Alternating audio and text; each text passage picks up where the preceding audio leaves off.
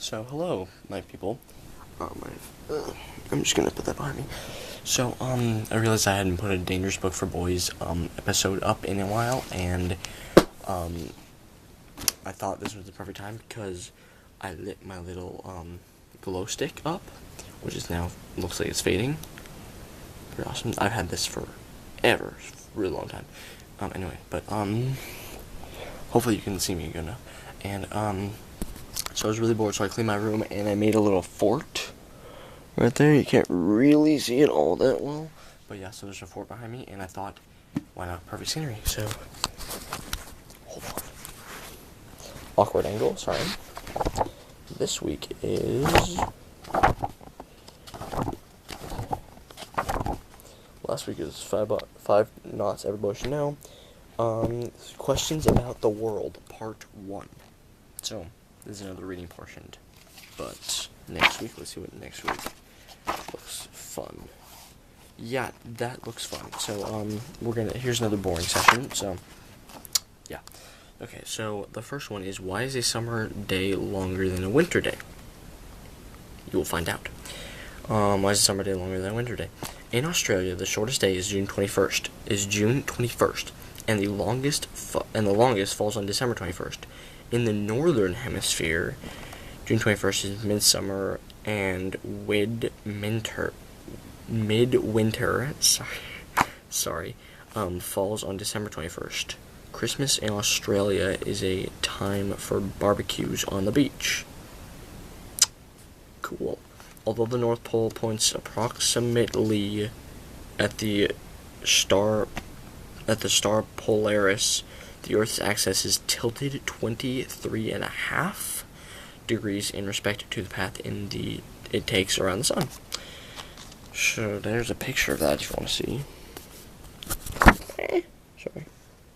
It's not great, but, whatever. That was an accident, I apologize. I actually considered, starting this whole bit. Holy... Okay, that's all you get for that. There's a lot of stuff here to, talk about. Anyway, I'm gonna move on. Why is it hotter at the equator? There are 2 reasons why the equator is hotter than the rest of the planet. Strangely enough, the fact that it is... Oh, crap. Hold on. Nope, we're good. Okay. Where's the... Okay. I'm so gonna edit a bunch of this out. Okay, I'm hoping I'm doing this right. Anyway, okay. 2 reasons why the equator is hotter than the rest of the planet. Strangely enough, the fact that it is physically closer to the sun than, say, the North Pole is not relevant. It isn't relevant. The main reason is that the Earth's curves less in the equatorial region. Equatorial, interesting word. The same amount of sunlight is spread over a smaller area. This can be clearly seen in the diagram below, which, do you want to see that now? I guess, perfect timing. Yeah, so that's the sun's rays, and that's the Earth, and this, yeah. Oh, there's a little bit left. Also, the sun's rays have to pass through less atmosphere to reach the equatorial band, and so retain more of their heat. Interesting. Next one. What is a vacuum? There's a little thing for this, too. A perfect vacuum is a space with absolutely nothing in it. No air, no matter of any kind. Like the temperature of absolute 0. And there's a little thing there. It exists only in theory. The light bulbs in your home have a partial vacuum, with most of the air taken out as part of the manufacturing process. Without this partial vacuum, the filament would burn far faster, as air contains oxygen. The classic science experiment to show one quality of a vacuum is to put a ticking clock. You can do this if you want. Well, don't try this at home. Is to put a ticking clock inside in a bell jar and expel the air with a pump. quite quickly the sound becomes inaudible.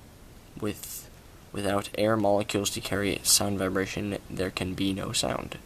That is why in space, no one can hear you scream. Interesting. Okay, number 4. How many are there? 5? Is this gonna fall off again? Probably. Oh! There we go. It fell off. It's a little string right there. Hope you can see me. Again.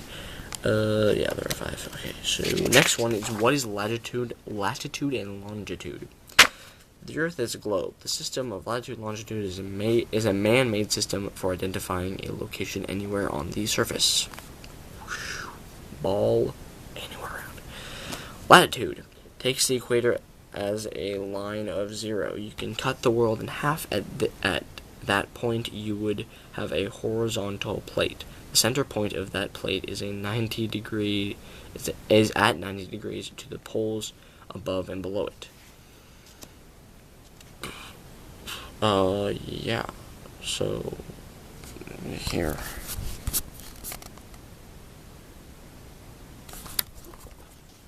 Pretty much. Okay, moving on to longitude. There's a lot more, but longitude is a series of 360 imaginary lines stretching from pole to pole. London is a 0 and 180 degrees stretched to the west or east. So, longitude, latitude. If the Earth is like this is longitude, and that's latitude. Hopefully you can see those lines. Oops, sorry. Next one. There we go. How do you tell the age of a tree? I know this, but I'm just gonna read this. You cut it down and count the rings. Pretty darn easy. For each year of growth, a dark and light ring of new wood is created. The two bands together are known as the annual ring. Yeah. The lighter part is formed in spring and early summer when the wood cells are bigger and have thinner walls which look lighter. In autumn and winter, trees produce smaller cells with thicker walls which look darker. They vary in width depending on growth conditions. So a tree stump can be a climate record for the life of a tree. Sometimes even centuries. The age of a tree, therefore, can be told by counting the annual rings. That's all for that section here. So, for instance, like that, count all those rings, and that's the age of that hypothetical tree. So that's 5. What was it? The world. Questions about the world. Part 1. So there's gonna be part 2 in the future. So that should be fun. I haven't been posting these very recently because pretty much I've been lazy and I don't know, I just don't really, sometimes I don't really feel like sitting down and doing this stuff. But next one should be fun. I know it's gonna take a while, so give it a month, maybe 2 weeks to a month or something. And school's starting soon, so I'll have less time. But next week, are you ready for this? Number 5 or something, I don't know.